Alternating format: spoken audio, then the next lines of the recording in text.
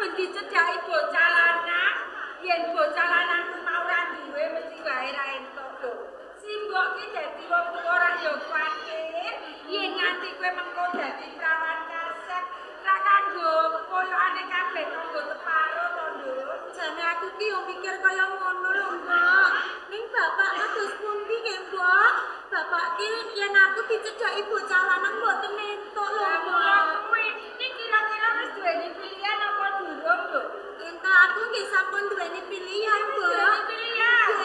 Yen kaya ngono, engko yen ana bapakmu, padha bloko wae ora usah wedi. Jane iki mau ning ndi to bapakmu kanthi esuk kaya ora ana mulih. Derek jepos le. Jebule nang bumi sing mbok mau ora mesti. Lho niku lho bapakmu. Kan dijak omongan karo Simbok ora gagas, ora gape. Nek ya gregeten Simbok iku lho. Bapak niku yen duwe akeh nggih ngoten niku, Mbok. Mboten nate teng griya, Mbok. Alah, pancen watahe bapakmu ki dupe diganjar dadi wong sugih ning mlebuke ra karuan. Mergo aku dhewe krungu karo tangga-tangga kuwi lho, Nduk. Pripun, Mbok? Kae lho Pramala wong sugih sing rasane aku ah. Beceng rasane aku. pancen ora salah papane. Sing kebangetan ki lho sampeyan. Dadi tuwa ora kumangsani dadi tuwa. Anakmu iku lho sawang wis semono gedene. Yen arep dicedhaki calanan, mesti wae sampean ora lila ora entuk lho niku lho Pak. Dadi kowe ngarani aku wong tuwa ora kumangsani dadi tuwa. Lah ora ngono piye coba? Anjen nyalahno wong iku paling gampang. Lah terus? Lah kowe iki tuwa ne ya ora dunung. Dene kok malah nyalahno wong wedok. Lah nek ora dunung piye dunung? kowe iki duwe anak perawan gedhe. Ya.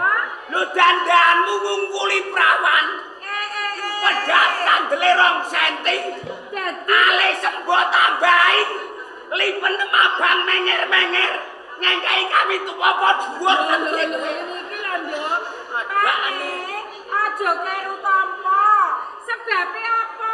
Senajan to aku wis tuwa, dandanku menor, ngluwehi wong nom. Mergo apa? Piye? Aku ngerti watakmu. Watakku dene. Cekelan duwe akeh. Heeh. Yen ning omah nyawang bojo katon sedhep, katon sedhep, ben krasane omah ora liya ngono lho Pak Nek. Karepem aku ben rasane ngomah. Iya. Rasane ngomah iki nek biyen kowe isih enom. Lah terus? Bareng tuwa.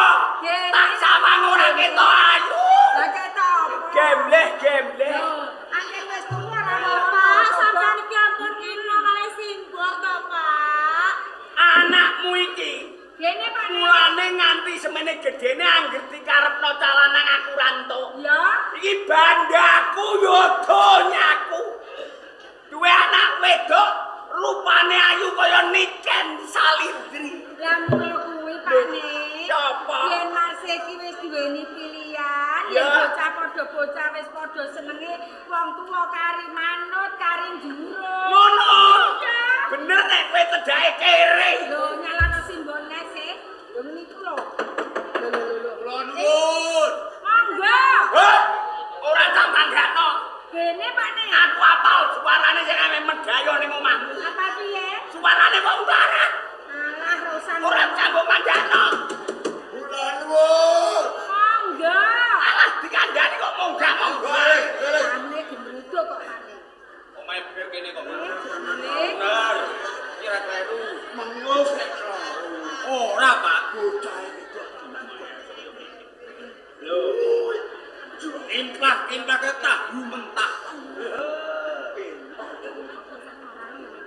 Hop. Kowe mlebume wong griyangan kaya wong ketemplekan iki. Kowe to. Ana apa kok sore-sore? Ngene lho, Nduk. Nggonku rene kuwi aku mbuktekake kabar sing tak tampa, Nduk. Dadi kowe nyocokno kabar Ya. sing mbok tampa. Ya. Krungu kabar apa? Nduk, Eh? aku kuwi krungu kabar lek kowe kuwi saiki dadi wong sugih mbleget. Krungu kabar ngono. Iya. Ora trimo kabar nyoto.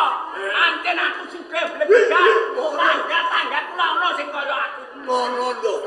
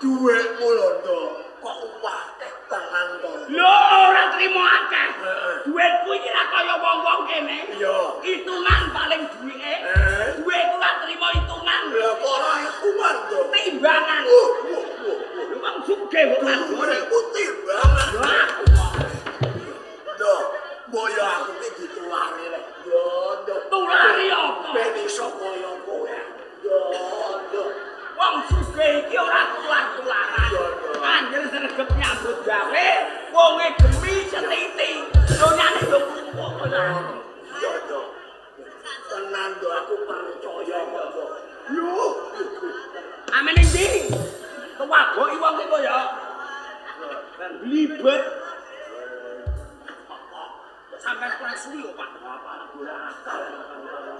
Lho kok wae Lho Pak. Ya. Ya. Ana perlune apa? Aku rene kuwi ana perlu.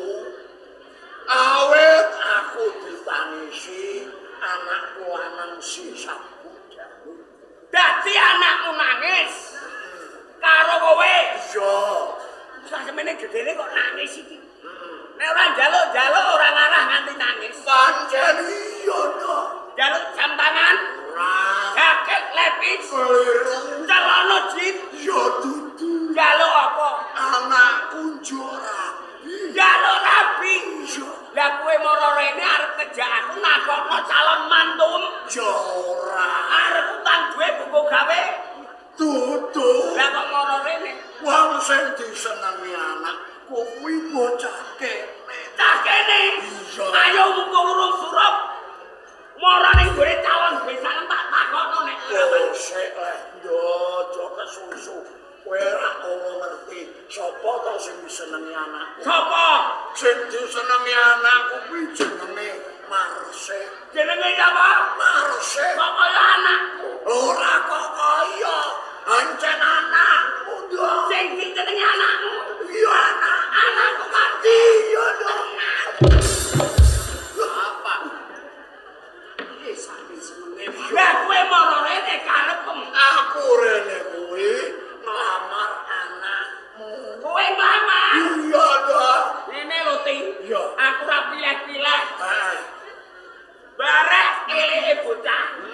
Ganteng eleke bocah. Iya. Sing penting lamarane cocok, tak tampa dadi mantuku. Yo, ora tenan to, Le. Bapak wis mudeng. Aku ngerti kok, Nduk. Piye? Lek kowe iki wong kedonyan wong mendem donya ya kowe kuwi. Dadi aku rene iku wis tak kira-kira, Nduk. Wis tak pikir saka omah. Kowe ora usah semangat. Kira-kira lamaran cocok karo angen-angen.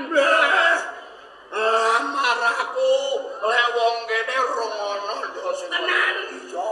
Wih, rak saya kondang. Tenan. Apa lamaran? Lamar aku sepeda motor Vario S modeler. Lamaran apa? Sepeda motor Vario S modeler. Tenan. Lamaran tak tampa. Lamarane anak iki lho. Apa yong? Aja kecucu awon. Ditampa ya ditampa. Lamarane apa? Sepeda motor Vario S modeler. Iki lagi helme tak tampa. Iya. Sepeda motore lebokno omah ben disawang tangga-tanggaku mumpung isih do melek. Piye to? Motore lebokno omah ben disawang tangga-tanggaku. Ngono to. Iya. Nduk. Apa? Pedae motor besok lek aku wis duwe duit tak tukune, Nduk. Lah helm iki Kuwi nyicil. sepeda motor kapan? Besok lek aku duwe duit tak tukune. Helm iki Kuwi nyicil. durung lamar. Helm kok kira jamak. Alah. Dadi wong ora bondo iku rasa kakek numuk. Lah nek wong sugih rupane ayu kok lamar cicil helm. Sini-sini wong lepak. Ora duwe. Ayo kene, kene iki tenan ta ora? Kene iki omahe Pak. Nek kliru omahe wong. Tenan. Iki omahe. Iki omahe. Lho, melu kare wong sugih. Lho, Mas karo kandang. Becek apa kandang becek. Iki malah nemen bentone. Alah, Lho mek wong sugih kene direken kandang bebek. iki Aja nyek omahe. napane? Kawan jogane. Jogan jogo. Rumangsam kerame. Kerame iki. Iki ora kerame. Ya, apa Iki to? granit. Granit. Granit. Jogan jogo. Jogan terus. Terus. Granat. Eh,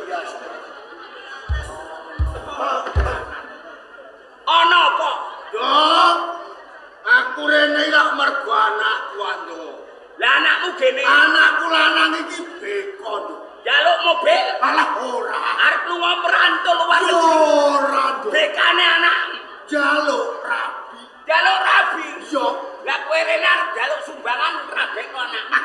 Ora ndo. Arep utang duit. Yo ora. Lah kok moro rene? Sing disenengi anakku cah kene ndo. Sing disenengi anak. Yo. Cah kene. Yo. Iki. Alah, kowe bojomu.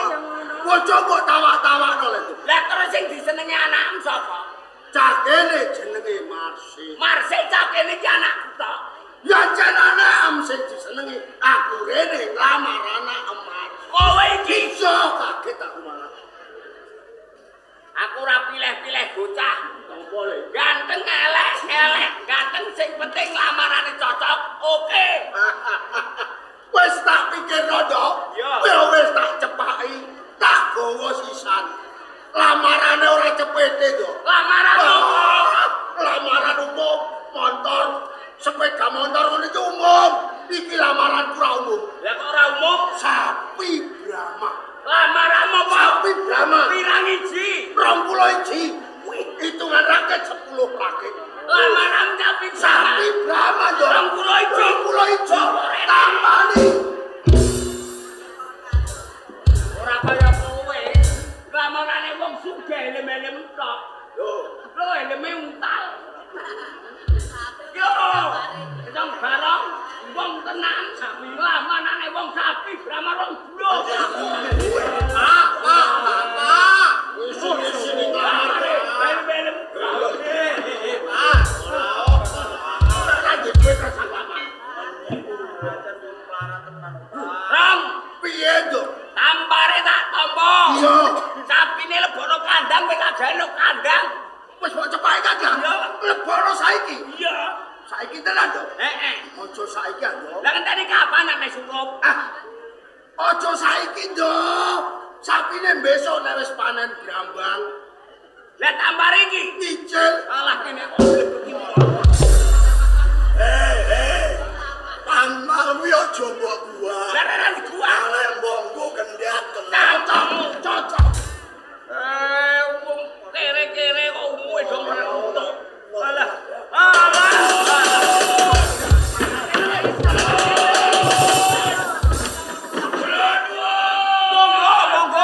Monggo.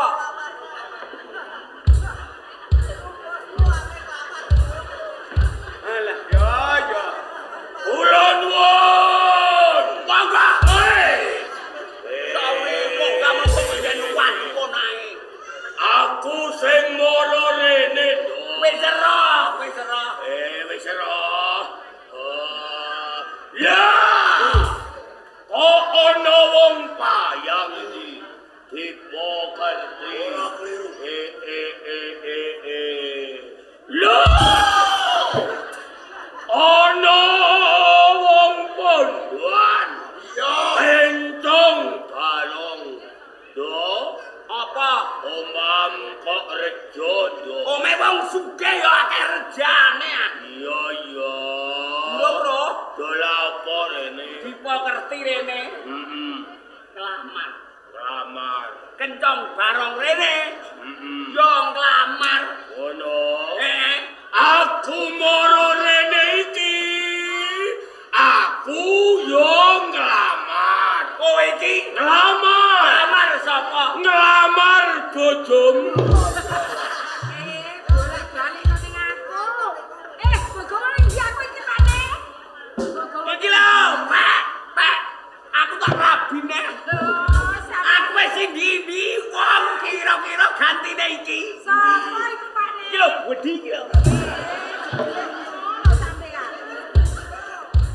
Aku nglamar anake bojo. Lah, dak ngono ah. Dipokerti nglamar. Anake melu. Kencong bareng nglamar, anake dijak. Yo. Lho kowe nglamar jane anakmu iki jenenge sapa? Jamaluddin. Wih. Bocah gak ganteng. Lho, Jamaluddin. Anak dia anak.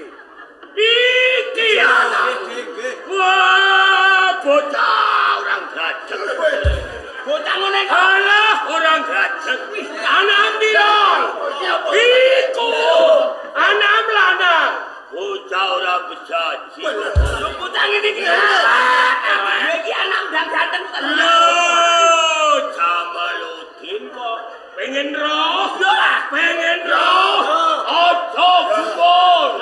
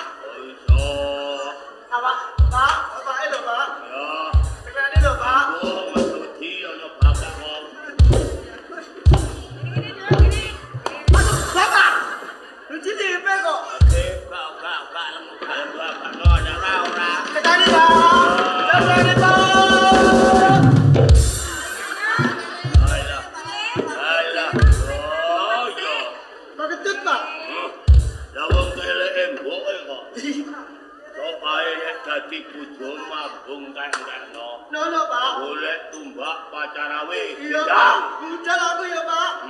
Pamit karo Bapak calon mertua. Yo. Bapak, Apa le? aku arep golek tumbak pasar awe.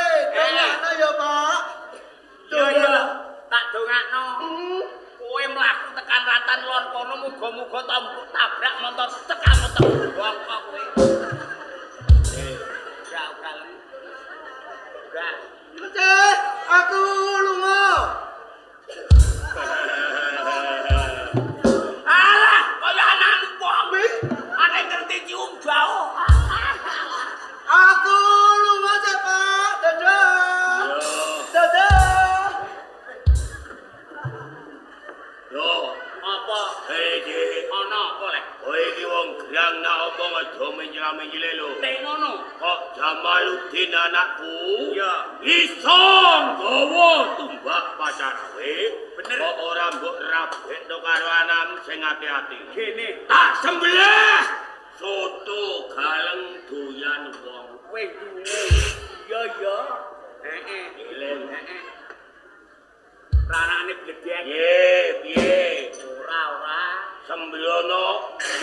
Iya, sebrono. Ileng. Sobek perketek. Lah iya Pak nih. Duwe anak wedok ayu diancam angger wong. Ki saumpama sing iso mau nggawa tumbak pacar awe sing elek mau terus piye Pak nih? Kowe bingung. Lah bingung to Pak. Ngono kok mbok pikir bingung lha apa? Piye Pak nih? Lah terus piye yen to nganti kelakon aku duwe bojo elek, lah aku sing cilaka to Pak. Cuk. Ora usah kowe rabi karo cah telu iku mau. Ndi lah terus kula Engko setengah 6 kowe lunga, ora rabi lah. Lah ning ndi? Genggek.